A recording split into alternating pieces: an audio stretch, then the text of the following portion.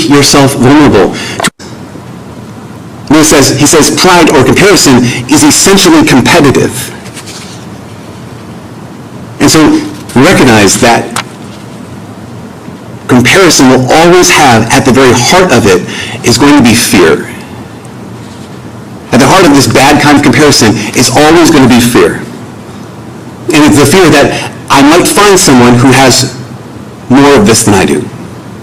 I might find someone who is more of this than I am. And that fear is, your more automatically means my less. But imagine this, to live with that, to live like that, means that every person I meet is a potential threat.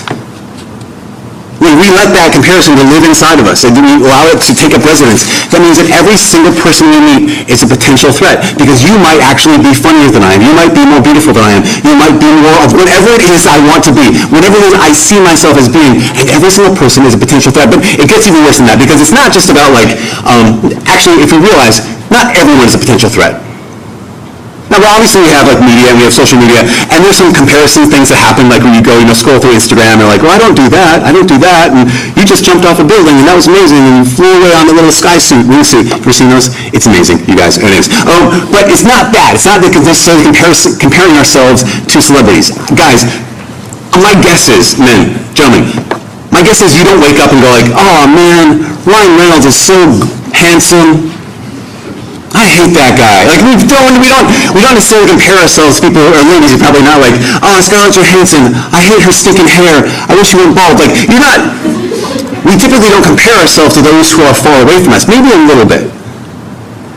Most often, though, we compare ourselves to those who are closest to us. The kind of comparison that we fall into that can destroy our hearts and wring our hearts are not those people who are far away, they're the ones who are closest. In fact, they can be the ones who are most like us.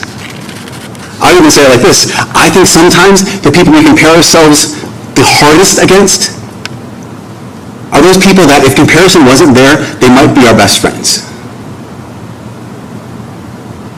So why does that live in us?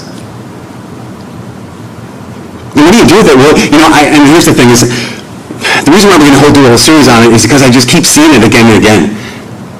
I keep seeing it with so many people, and it doesn't matter because it keeps cropping up. You might be like, well, I'm smart, well, yeah, but now I'm in med school, and now everyone's smart.